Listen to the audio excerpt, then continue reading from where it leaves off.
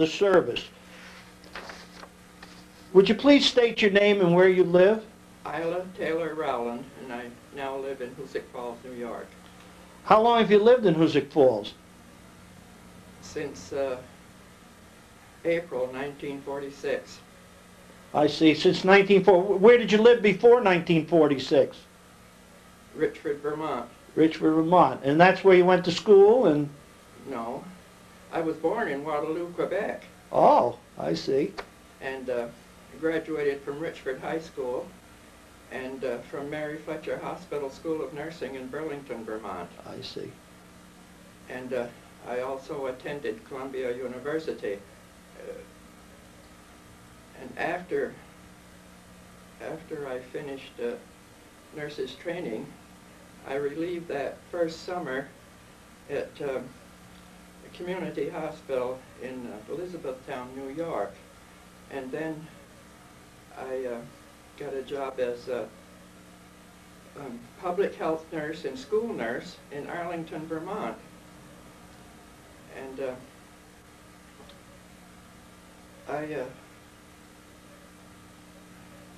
From Arlington, where did you go?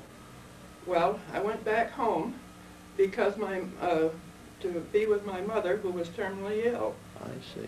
And then when she died, that's when I joined the service. I see. And what year was that when you joined the service? December 1943. I see. In December 1943, you enlisted, and I don't know much about Yeah, that. in the Army Nurse Corps. I see. And being already a registered nurse, I was commissioned second lieutenant. And then after a year, I was promoted to first lieutenant. I see. When you became a lieutenant, where did they send you when you first got into service? A basic training at Fort Devens, Massachusetts. And when that was completed, we sailed from Boston to Liverpool, England. I see. And what I remember most about that crossing is there was a band playing Beer Barrel Polka on the ship before we sailed. And we landed in Liverpool, England. And from there, by train to Llandudno, Wales, where we were in private homes for a while. And where I was her name was Miffenwee Bunny, and her husband was in the Royal Air Force. Llandudno, Wales is where Lewis Carroll, who wrote Alice in Wonderland, and there was a statue of him there. And I remember the main street just went into the ocean on both ends. And anyway, and Easter time, I attended the Anglican church at a cathedral that was built in 800 A.D. And from there... And when you were in the... that was when I was in Llandudno. I see. And were you stationed at a hospital there? No, or? we were just sort of a staging area, I guess. See. And then I was assigned to the 184th General Hospital, which was based in Sutton and Ashfield, England. All right. And were the wounded brought over to the earth? Yes, yes. Would you tell us a little about, the duties and stuff, and who was in the hospital and so forth? It was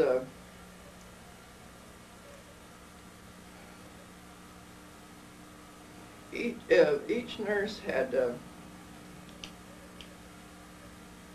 there was 40 patients to a ward, and I, as charge nurse, was had 80 patients plus a nurse and corpsman. So there were 3 of you involved with 80 patients. Well, no, there was more than one corpsman. I see.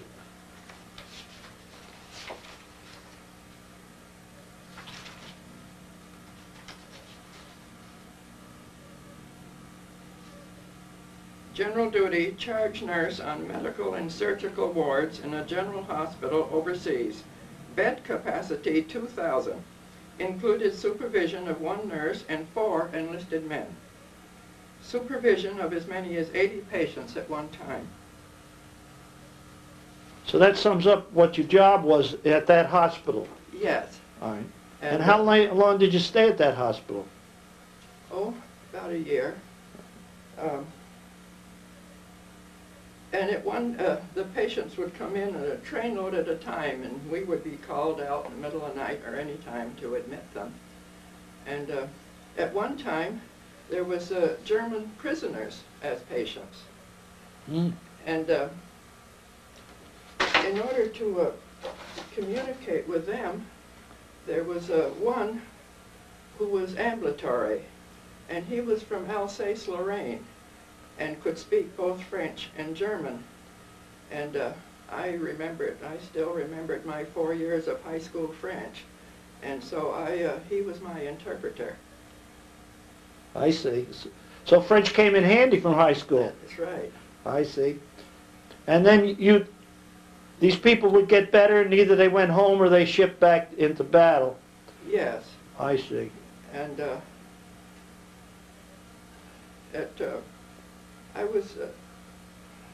I was also at Presque Isle, Scotland, where they shipped them back to the States. I see.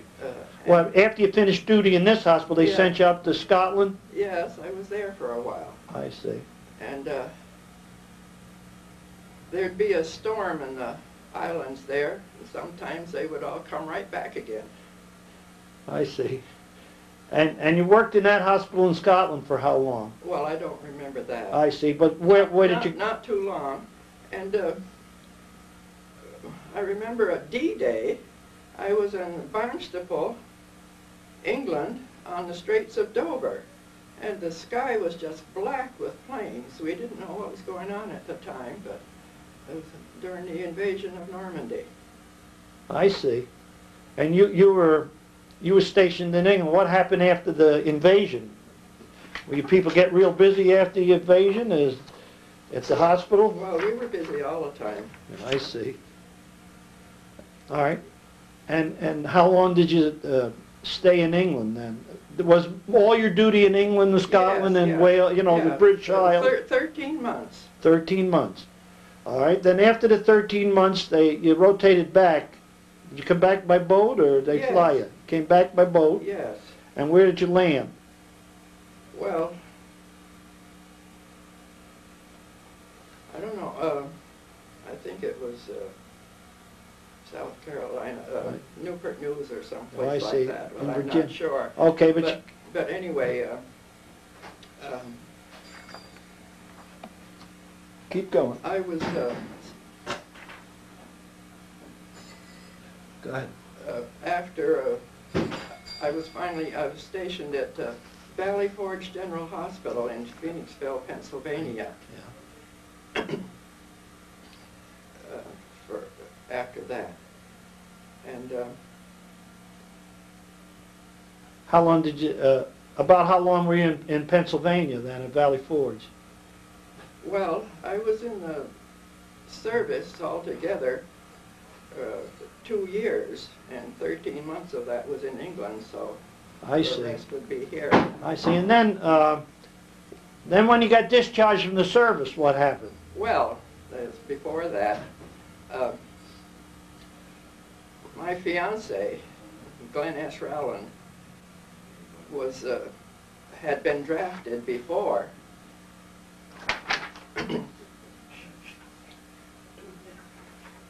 Go ahead. And I got a whole box of letters from him from all over. Was he in the service too? He was the 40th Combat Engineers. I see. And I've got a box of letters from him from all over addressed to me in England. And anyway, he got his discharge. He had points enough for a discharge before I did. And he came to Phoenixville, even though we hadn't seen each other for a couple of years. And we got married there. I see. at the chapel. Was he from Hoosick Falls? He's from this area. I Yes, see. he graduated from Cambridge High School. I see.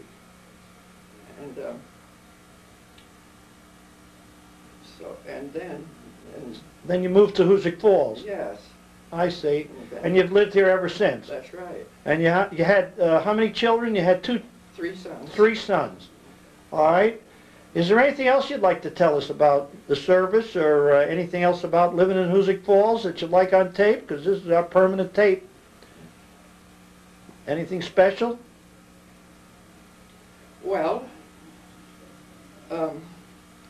I joined the Veterans of Foreign Wars Yeah. as Glenn in 1979.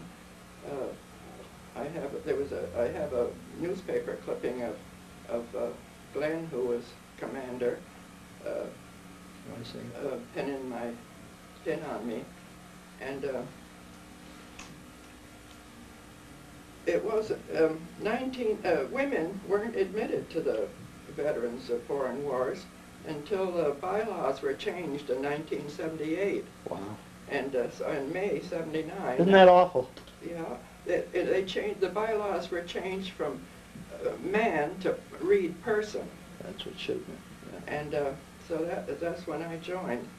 And but I never went to a meeting because Glenn died that September until years later. And now I've been serving as adjutant for several years. And not only that, but I'm a charter member of the Women in Military Service of America that in Washington, D.C. that you... Great. Well, so is there anything else before we call this the end of your interview? I don't think of anything. Well, I want to thank you for coming. We appreciate it. We just glad to learn about what happened in the service, and thank you very much.